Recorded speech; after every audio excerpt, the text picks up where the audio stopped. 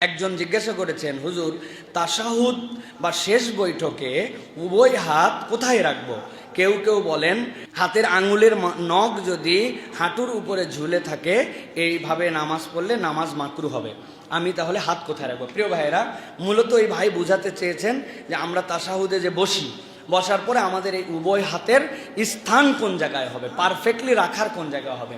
মজার বিষয় হচ্ছে সহিহ মুসলিমের মধ্যে আব্দুল্লাহ ইবনে ওমর রাদিয়াল্লাহু তাআলা থেকে দুইটা হাদিস আসছে এবং এই দুই হাদিসে একই রাবী বলেছেন আমি নবী করিম সাল্লাল্লাহু আলাইহি ওয়াসাল্লামকে দুইভাবে করতে দেখেছি। কি দেখেছেন?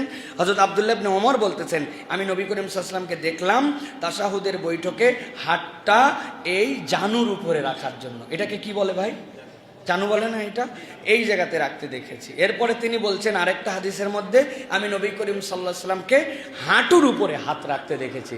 এখন হাঁটুর উপরে যদি আপনি হাত রাখেন, স্বাভাবিকভাবে বসার পরে আপনার নখের মাথাগুলো কিন্তু একটুখানি হেলে যায় সামনের দিকে।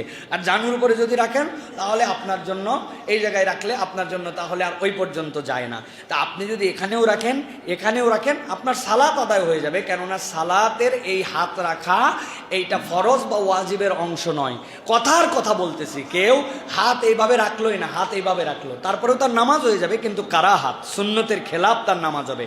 কিন্তু ফুকায়ে কেরাম বলছেন এই দুই হাদিসের আলোকে হাতটা এমনভাবে রাখা তার আঙুলগুলা হাঁটু পায় আর তার এই দুই তালু জানু পায়। এইভাবে রাখলে খুব বেশি ঝুলেও যাবে না, খুব বেশি উপরে উঠবে না, হাঁটুর অংশ থেকে জানু পর্যন্ত রাখা হবে এবং নখগুলা যেন কেবলামুখী থাকে। তাহলে দুই হাদিসের উপর সামগ্রিক আমল হয়ে যাবে। আল্লাহ বোঝার তৌফিক দান করুক। তবে অনেকে আছে একবারে এইরকম করে হাত রাখেন, এরকম করে হাত রাখা যাবে না, একদম একদম নিচের দিকে হাত ঝুলায় রেখে দিচ্ছেন।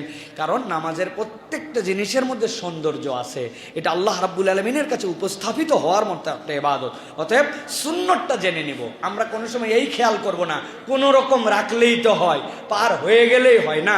আমরা পার করতে চাই না, কেবল আমরা সবচেয়ে সুন্দর করতে চাই। আপনি কি 33 পেতে চান না 80 পেতে চান? তা আপনি 80 পেতে যদি চান বাস্তবিক দুনিয়ায়, তাহলে নামাজে কেন 33 খোঁজেন? নামাজেও আপনি 100 করার চেষ্টা করেন। আল্লাহ আমাদেরকে বোঝার তৌফিক দান করেন।